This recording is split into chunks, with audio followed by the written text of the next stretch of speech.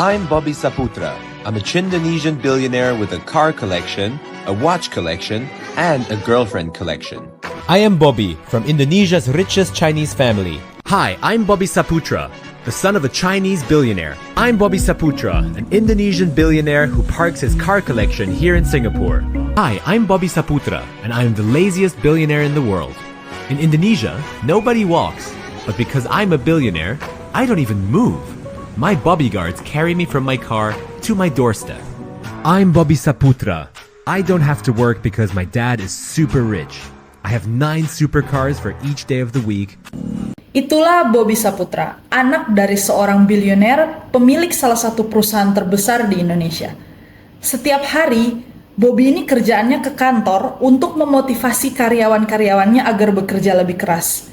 Selain itu, kerjaannya hanya minta duit ke papanya yang super kaya. Bobby punya banyak mobil Ferrari, punya banyak cewek-cewek cantik, dan setiap harinya dia hanya menikmati kehidupan mewahnya terisolasi dari dunia luar. Menarik ya si Bobby ini. Walaupun sangat fun untuk diikuti di sosial media, Bobby ini sebenarnya nggak nyata ya teman-teman, nggak real. Bobby adalah karakter fiktif ciptaan Ben Sumadiwira, seorang chef keturunan Chinese Indonesian yang tumbuh besar di Eropa tapi sedang menetap di Indonesia. Tapi channel ini bukan channel gosip, bukan channel entertainment, bukan channel yang ngebahas soal seleb-seleb dan influencer-influencer. Channel ini adalah channel psikologi. Jadi di video kali ini kita akan membahas bagaimana Ben berhasil menciptakan sebuah karakter yang tanpa rasa takut dan rasa malu berhasil mengkritik pemerintah, institusi-institusi, dan orang-orang kaya di negara kita dengan menggunakan senjata yang ampuh, yaitu satir dan sarkasme. Hai semuanya, selamat datang kembali di The Brain Behind bersama aku, Miss Shadow. Di sini kita akan menjelajahi berbagai sisi perilaku manusia dan membahas fenomena-fenomena menarik yang terjadi di sekeliling kita dari sudut pandang psikologi. So if that sounds like your cup of tea, jangan lupa untuk komen, like, dan subscribe agar kalian gak ketinggalan video-video menarik lainnya. Pertama-tama kita perlu membahas apa itu satir. Menurut KBBI, satir didefinisikan sebagai 1. Gaya bahasa yang dipakai dalam kesusastraan untuk menyatakan sindiran terhadap suatu keadaan atau seseorang, dan 2. Sindiran atau ejekan. Tapi sebenarnya siapa yang menjadi objek sindiran Ben dalam menciptakan karakter Bobby? Nah, untuk mengetahuinya, kita simak apa kata Ben ketika ditanya dari mana ide tentang Bobby ini muncul. How did it happen? How did you start with this new character? With Bobby or with Bobby. Oh, so Bobby's a funny story. I was walking down the stairs of this hotel in Jimbaran. I went to the Ayada Hotel in Jimbaran. And I started walking down the stairs, and it's my friend's wedding.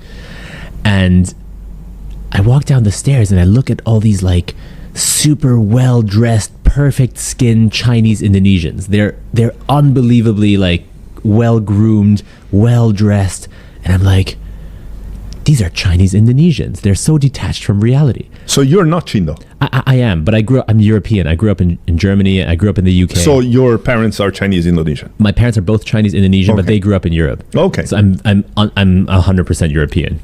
So I come to Indonesia and I see these perfectly groomed people, and they are so detached from reality. Like they have these credit cards that have colors I've never even seen before, and they spend ridiculously. They never think, and I've had some friends as well that go into these restaurants and they just spend whatever they want. And I thought, these guys are so detached from reality. I wonder if they know what's going on in the real world, because they all live in their little homes. They're not allowed out. They have like these credit cards and they have to do whatever their parents tell them. And I'm just like, wow, I bet one of them is called Bobby. That's like such a rich people name, you know, Ken. Dari video tersebut, kita bisa ngelihat gimana Ben menjelaskan stereotype yang melekat pada keturunan Chinese Indonesian atau Cindo. Sekali lagi, Miss Shadow tegaskan, ini hanyalah stereotype ya, jadi jangan digeneralisir. Stereotipnya, biasanya Cindo adalah kaya, sometimes kaya banget, dan mereka eksklusif alias pergaulan mereka hanya terbatas pada circle mereka atau hanya yang disetujui saja. Ini disentuh sama Ben di podcast tadi, saat Ben bilang pas dia ngelihat orang-orang ini, dia mikir mereka tuh sepertinya detached from reality. Dan dia mikir orang-orang ini tuh sebenarnya tahu nggak sih apa yang terjadi di luar sana di dunia nyata.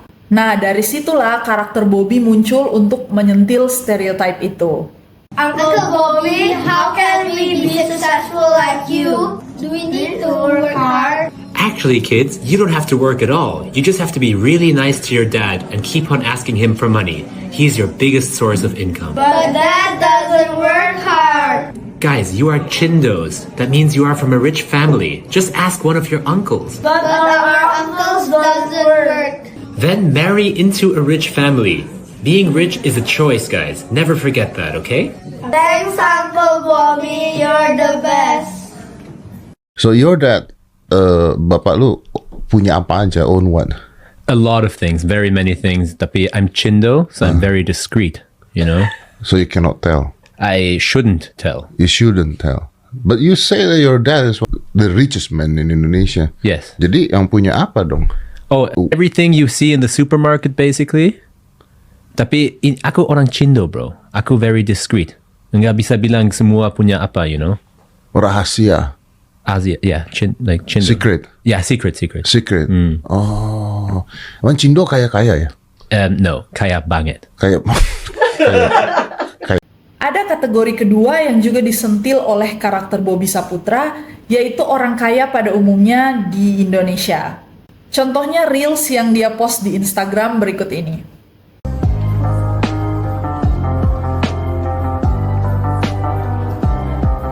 Berapa banyak orang kaya di negara kita, bisa aja pejabat, bisa aja pengusaha, yang mendapatkan uang dari cara-cara ilegal. Intinya ada aja hal-hal kotor yang biasa mereka mainkan untuk mendatangkan more money, and more money biar gue makin kaya, makin kaya. Jangan lupa juga YouTuber atau influencer yang flexing berlebihan di sosial media, tapi ujung-ujungnya malah diciduk polisi. Kategori ketiga yang menjadi target ban adalah pemerintah dan institusi-institusi pemerintahan.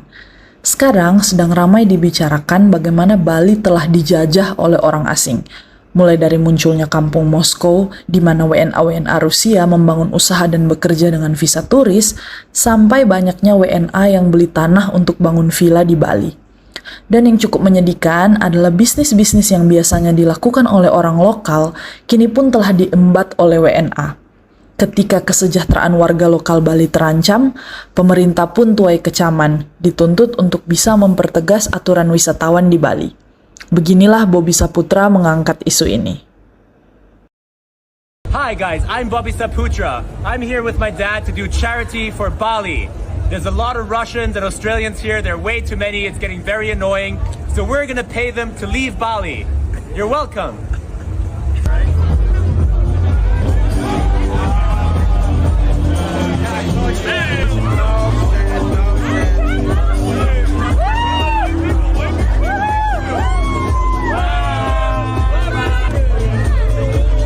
So they didn't understand I was paying them to leave. They took the money and they bought more villas. There's so much construction, it's so loud I can't sleep. Dengan jeniusnya menggunakan humor dan ironi untuk mentertawakan dan mengolok-olok target-target dari sindirannya ini. Terus gimana cara kerja satir secara psikologis dalam mempengaruhi orang lain? Yang pertama, cognitive dissonance. Cognitive dissonance adalah rasa ketidaknyamanan yang dialami oleh seseorang karena adanya ketidakselarasan antara pikiran, perilaku, serta keyakinan. Contoh dari cognitive dissonance ini adalah misalnya seseorang tahu bahaya dari merokok. Bisa membahayakan jantung, paru-paru, bahkan nyawa. Tapi dia sendiri adalah perokok aktif dan bagi dia merokok itu malah membawa kenikmatan. Nah, satir dan sarkasme mampu mengkonfrontasi inkonsistensi tersebut dengan cara yang lucu dan dilebih-lebihkan. Misalnya saat Bobby bilang, kalian gak perlu kerja, kalian minta duit aja ke papa kalian. Itu sebenarnya dia nyindir orang-orang yang ngaku-ngaku kaya, tapi sebenarnya masih duit orang tua, bukan hasil kerja keras dia sendiri. Yang kedua, irony and paradox. Ironi adalah elemen yang esensial dalam satir. Ironi berarti mengatakan sesuatu yang berlawanan dari keadaan yang sebenarnya. Misalnya ini. Legal di sini kan? Ya, kalau di luar- Semua yang illegal aku tidak bikin. Oh. I'm a law-abiding citizen. Semua legal. Pajak gimana orang kaya tuh? Every time I pay taxes on time, every day. I love you, tax collectors in Indonesia. You're the best. Oh, wah, pajak juga. Berarti your family nggak ada yang koruptor dong ya? Corruption? Yeah. Never, bro. Some rich people do that. No, man. bro, I am on team government, bro. Oh, you're on team government. Bro, corruption is so bad for spirit, for your soul. We would never, ever, ever, ever, ever, ever do corruption. Oh, so clean business. 100%. Semua on paper, semua tulis tangan. Tapi kan orang kaya banyak yang katanya ada mafia, dia bikin narkoba, bikin judi online, bikin apa, ada yang gitu kan. Bro, Chindos no. All Chindos do honest work. Bobby berkata bahwa dia adalah orang kaya yang taat hukum, yang selalu bayar pajak, dan betapa dia sangat suka banget sama orang-orang pajak alias tax collector. Tapi lihat mukanya deh, Bobby sebenarnya nyindir orang-orang kaya di negeri ini yang gak bayar pajak secara jujur. Dia juga bilang, corruption is really bad bro, we will never ever ever ever do it.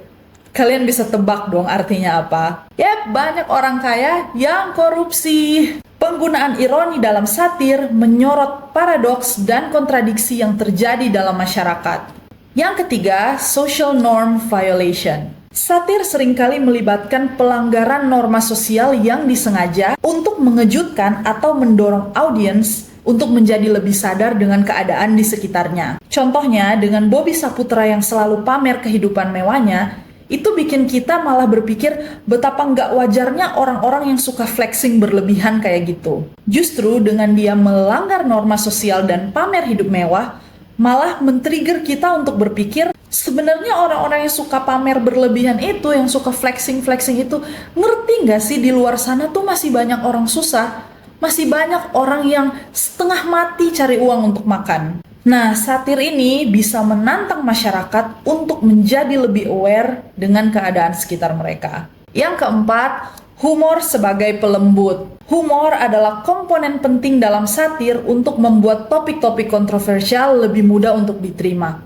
Dan ini diakui oleh Ben sendiri. Yes, but the thing is, I told you, right? Like I'm being the harshest I ever have been with insulting Chinese Indonesian culture, the hardest I ever have been. Insulting poor people and like child workers and Singaporean maids as hard as I ever have been. And I get the least amount of, this is the most support I've ever gotten. And like the DMs, I get like over 100 DMs a day. And they're all like, oh, we love you, Bobby. Can you send us 20 million rupiah? Ben mengakui saat dulu dia masih sering bikin konten-konten soal kuliner, dia sering nerima hate comment. Tapi anehnya setelah dia bikin karakter Bobby Saputra, gak peduli seberapa harsh dia menghina orang, mengejek orang, orang-orang malah makin suka sama dia. Dan itu semua berkat approach humor yang digunakan oleh Ben dalam menciptakan karakter Bobby Saputra ini. Yang kelima, emotional engagement. Satir yang efektif pasti melibatkan emosi, entah itu tawa, kaget, ataupun rasa nggak nyaman. Keterlibatan emosi ini membantu menanamkan pesan satir lebih dalam benak audiens dan membuatnya lebih mungkin untuk memprovokasi, refleksi, dan perubahan. Contohnya, Ben mengakui bahwa dia masih sering nerima komen ataupun DM yang berpikir bahwa Bobby itu nyata. Ini beneran gak sih? Ini beneran anak milioner nih? Ini beneran orang kaya? Nah, itu karena karakter Bobby Saputra ini bikin audiens merasa nggak nyaman. Masih banyak orang yang berpikir Bobby Saputra ini real dan mereka bingung kok ada orang kaya yang mau flexing berlebihan seperti ini. Tapi secara nggak langsung ini menunjukkan pesan yang coba disampaikan oleh Ben melalui karakter Bobby berhasil tersampaikan. Dengan menggunakan Bobby Saputra sebagai studi kasus di video kali ini, kita bisa menyimpulkan bahwa satir sebagai alat untuk mengomentari dan mengkritik masyarakat memiliki peran-peran sebagai berikut. Yang pertama, untuk mendorong kesadaran dan refleksi. Dengan menggunakan humor dan ironi, satir mendorong masyarakat untuk menjadi lebih sadar akan isu-isu sosial di sekitar mereka dan merefleksikan keyakinan serta perilaku mereka sendiri. Yang kedua, sebagai kritik budaya. Satir berfungsi sebagai kritik budaya, menentang norma-norma yang berlaku, dan mendorong diskusi untuk perubahan. Yang ketiga, sebagai katalis untuk perubahan itu sendiri. Meskipun satir sendiri secara nggak langsung menciptakan perubahan, satir bisa menjadi katalis bagi gerakan sosial yang lebih luas, dengan meningkatkan kesadaran dan mendorong pemikiran kritis. Oke teman-teman semua, makasih udah join obrolan Miss Shadow kali ini. Please jangan lupa untuk komen, like, dan subscribe agar kalian nggak ketinggalan diskusi-diskusi menarik lainnya bersama Miss Shadow. See you on the next video. Bye-bye!